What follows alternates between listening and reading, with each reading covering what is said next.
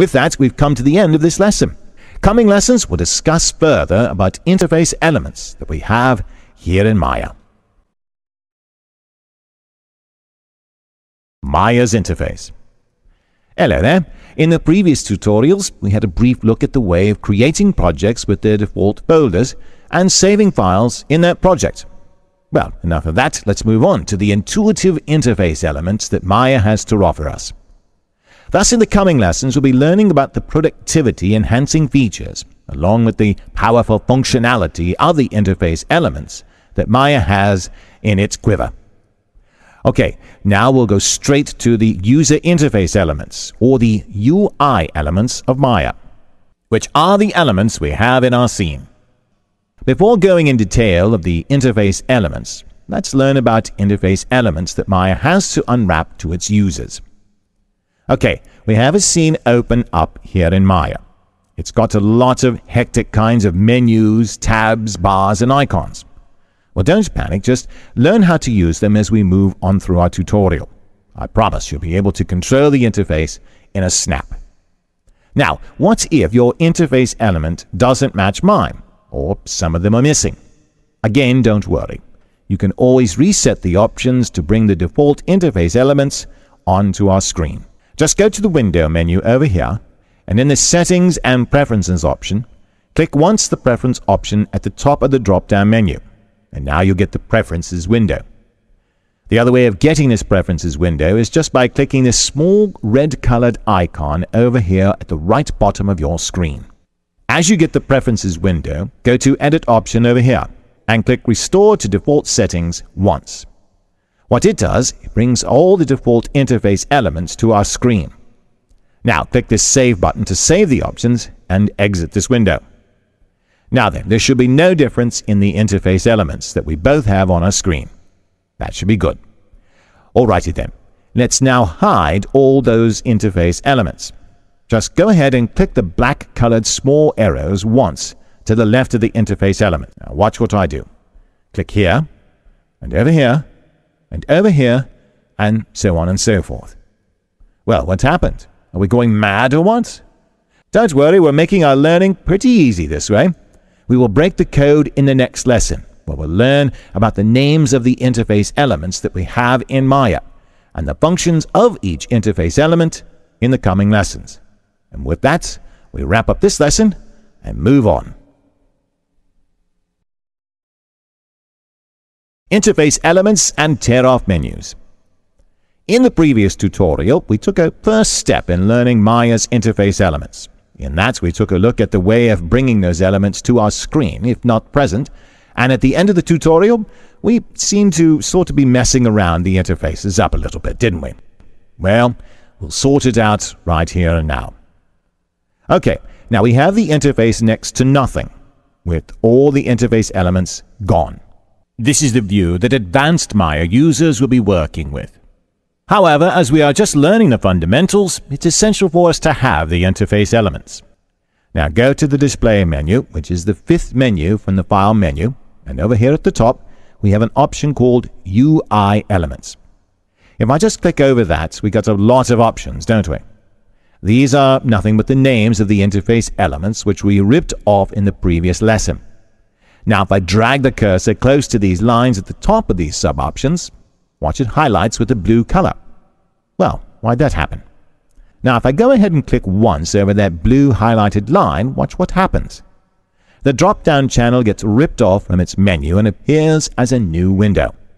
If I just click and drag, watch that I can place this window anywhere on the screen. Pretty cool, isn't it, eh? Not only this menu, any of the menus that have sub-menus can be ripped off from its parent menu as such. Well, why this option? There will be times when we have to use an option several times in our work, and it will consume a lot of time and affect the workflow if we were to get that option again and again and again from the menus. Instead, we can just tear off the menus and have it in our interface and utilize it whenever required.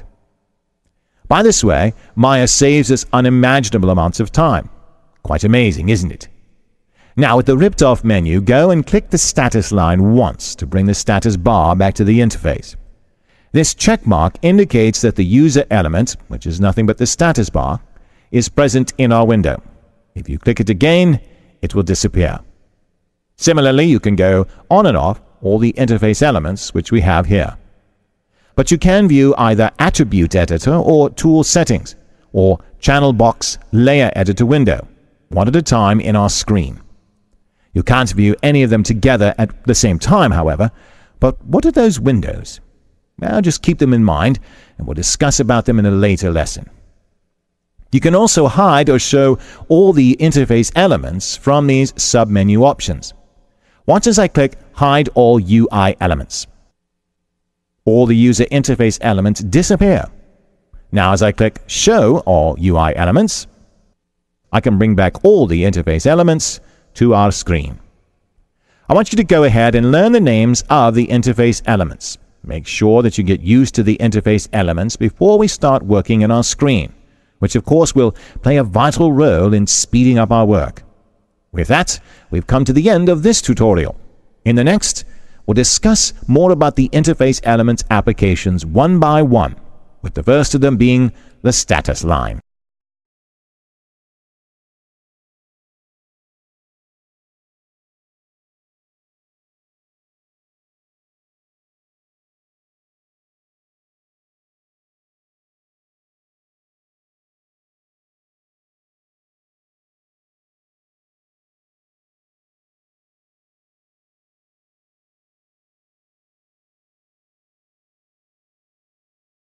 User Interface Elements Status Line. Hello again. I hope you've learned the names of the interface elements, which we discussed in the previous tutorial. And with that, knock on wood, let's go ahead and gain knowledge of each and every interface element in detail.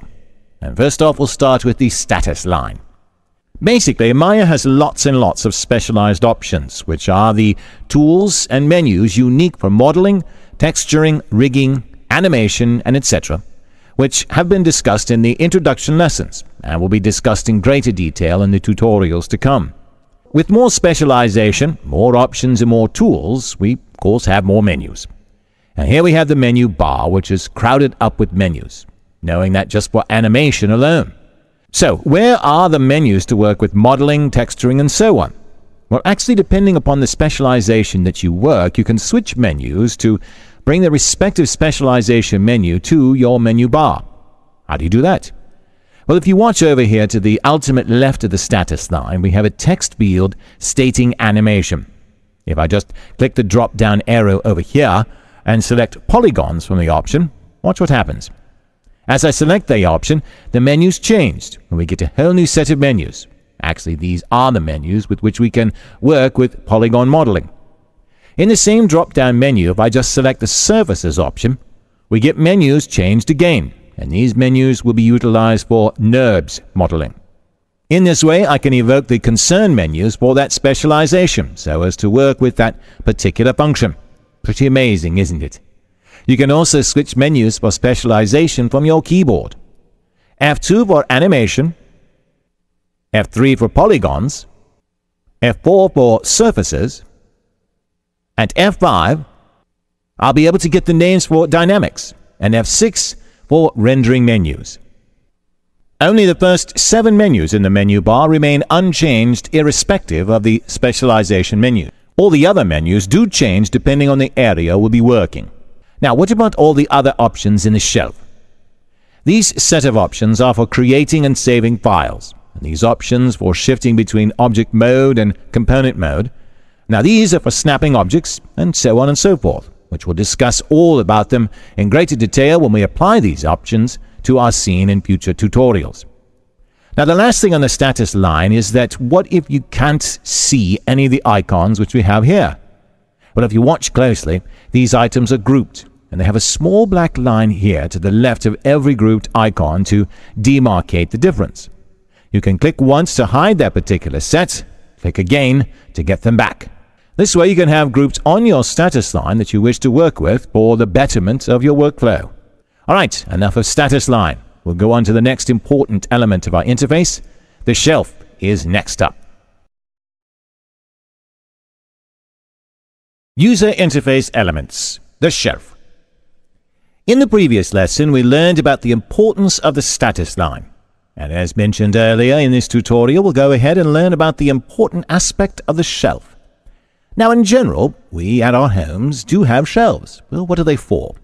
Simple enough to keep things which we use most in our day-to-day life at the stretch of a hand. Correct, right? That way it doesn't consume our time searching for items or leaving a thing misplaced. Now, you can spell it out without any hesitation. That's the same reason why we have the shelf here in Maya. What Maya has done is identify the most common tools that will be used by any user and place them under tabs. Now watch. We have a scene open in Maya, and in the shelf, if I click these individual tabs over here, watch the bottom column get changed in accordance to the tabs that we click, which are nothing but iconic representations of menus and options for specific specialization. Well, now what are those?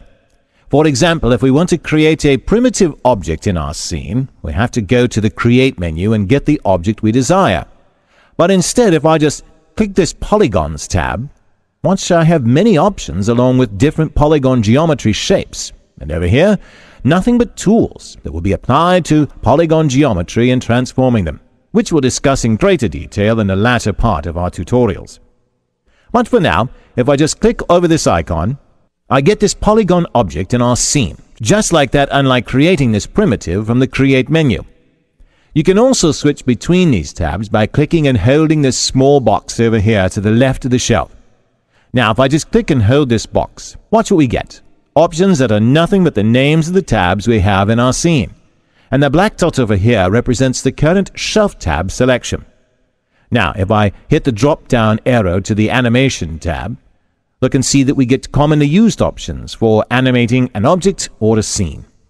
Pretty amazing, isn't it? Maya always enthralls the user with its amazing potential. But it's not done yet. As we keep on exploring Maya, it will fill us with unexhausted surprises. Now, under each tab we have lots of icons. As mentioned earlier, these are nothing but iconic representations of tools in menus.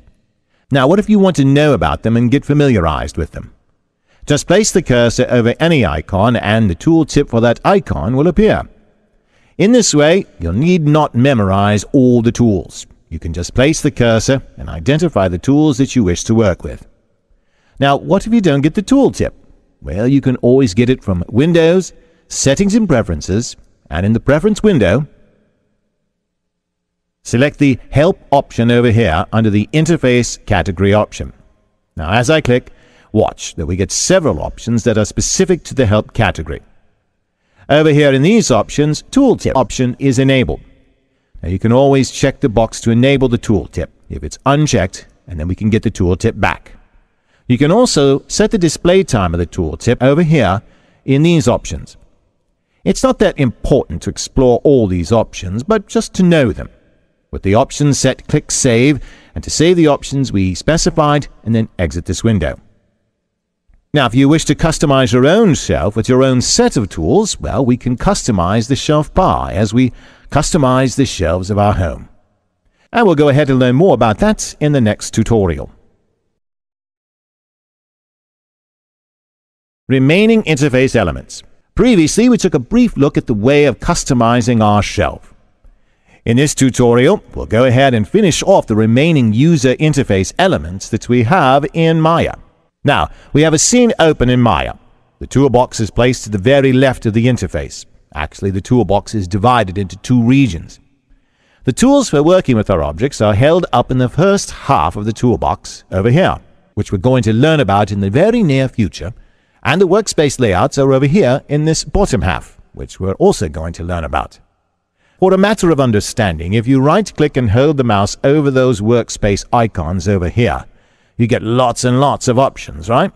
Well, these are nothing but the various types of workspace to work with. But if you right-click over the top half of the toolbox, you've got nothing to choose, eh? Well, I hope you understand the difference. Thus, there is a demarcation in the toolbox. Now, if you're still having some confusion, we'll discuss these in the coming lessons. And by then, you should understand them much better. Now, moving on to the bottom. The first two interface elements over here at the bottom of the viewport are the time slider and the range slider, which will be used in animation. And this is here where we place our keys and place the animation from, and so on and so forth, which we'll also discuss in greater detail in our animation chapter. Now the command line. Here, this is a clear demarcation in the command line, splitting it into two halves. In the first half over here, you can type in inbuilt scripts in Maya, which is known as Maya Embedded Language Scripts, and then execute an operation or a function from here. And over here, the second half gives us a response to the operations that we execute in the interface. For example, if I hit the delete key from my keyboard, which is also the delete button in Maya from where I stand in this scene, watch what you get in the command line. You'll get a warning stating that nothing is selected. Select objects or components to delete. So, Maya notifies its user to select an object before deleting it. In this way, Maya is interactive with its user in any specific operation, and thus the function of this command line. Well then, what about the help line? It guides the user from the current working position to the next possible work that can be done in that scene. That's nothing more but the tip gives us work to do with a tool or an operation. For example, if I place the cursor over this icon in the status bar for just a second, which is nothing but the save icon, watch what you get in the help line at the very left. It prompts you, the user, to save the scene. And the last of the interface elements, the channel box layer editor window and the attribute editor window. This is the channel box window, and now if you hit Ctrl A from your keyboard, you'll get the attribute editor window. Hit Ctrl A again to regain the channel box window. In this way, you can shift between attributes editor and channel box by hitting Ctrl A on your keyboard. But where are the attributes and what are these windows for? Well, we'll be discussing all those in greater detail in the chapters to come. From now on, though, with these introductions to the interface elements, let's go and work in a Maya scene which is nothing but the viewport in the chapters to come. Now we've taken a step forward into Maya, let's crawl into Maya's scene in another step. Come on, let's move ahead, shall we? 3D coordinates. Alright then, so far we're on the user interface elements, and we've learned about their major roles towards increasing the workflow. But where are we going to apply them? That's in this viewport, or the workspace area. Before going on to the viewport, which we'll discuss in the next lesson, let's learn about the 3D world of Maya. Now let's move into the scene. Here we have a scene open in Maya with an object at the center of the grid. If you don't have a grid, you can always get the grid from the display menu and click once to check the grid if it's unchecked. A check mark adjacent to the left indicates the grid is placed in the viewport. Now we'll discuss that grid at the end of this lesson. Now, what does a three-dimensional object mean? The basic understanding being it should have length, width, and breadth, which can also be termed as X, Y, and Z axis of an object, in that it has both positive and negative direction. If you watch closely in this scene, there is a 3D coordinate icon placed at the bottom left of the viewport. This icon represents the three-dimensional position of our scene. Thus, the object has the X-coordinate facing the top right of the viewport, the Z-coordinate facing the left of the screen, and by default, the Y-axis always faces the top. At present, this is the axis in which our object rests in this scene. You can always change the coordinate by going to Window, Settings and Preferences, and in the Preference window, select the Settings option from the categories. Now watch what you get to the right. You get a lot of preferences, don't you? Now, under the World Coordinate System category, you can set options for the up axis. The default up axis is Y. But now what if you select Z axis? Watch the up axis here change to Z. Now the 3D coordinate system has changed with the up axis being the Z axis. If I place this window apart, and when I shift between Y and Z axis, watch the object carefully. The object shifts its transformation to orient itself to the coordinate system. But what is a grid for? I mean, what is it? A grid is nothing but the units in a 3D space similar to the graph sheet. Thus, the center of the grid is the center of the origin with a 0 value for X, Y, and Z axis respectively. You can set the type of unit you'd like to work with in this same preference window by switching the option over here. The default unit for the grid is in centimeters. Now you can change the units and watch the grid dimensions vary for this unit. With that left behind, now go to Display menu and click this small box over here next to the grid option, which is nothing but the option box for the grid. Watch what we get with the window for the grid options. Here in this window, you can specify the properties for grid, including size, color, and the way it should be displayed. There's not much of importance here, so let's leave them to their default settings and continue our progress on to the next lesson, where we'll learn how to use the 3D point mouse effectively in the Maya viewport. Using the 3-point mouse. Right then, in the previous lesson, we learned about the 3D space of objects placed in the Maya viewport. Alright, enough of that, let's navigate the viewport with the 3-point mouse. So, now we're going to learn how to use the 3-point mouse effectively in our viewport to look into the objects in our scene. Alright, now we've got a scene open here in Maya, and since this object is in 3D space, we always have the need to view this object in various positions for the betterment of our workflow. But from this starting position, it's impossible to view the object from all directions. So there's a need to view the object from all angles. Now we can do this with the 3-point mouse. If you click and hold the Alt button and the left mouse click, hold in the viewport, watch the cursor change to a kind of 2 arrows running between each other. Now just orbit the mouse as I do with both the Alt and left mouse buttons held down. Now watch as we can see the object in the way that we orbit the cursor. Alright, this is the way to tumble the view of our scene. Now what if our scene is too wayward and we want the scene to be positioned at the center? Now hold down Alt and middle mouse button in our viewport, and watch the cursor change to a 4-sided arrow, prompting the user to track the scene. Now if I just drag the mouse, watch without tumbling that I can track down the view from anywhere in the interface. In this way, the entire scene gets shifted, enabling the user to choose any area of a scene to work with.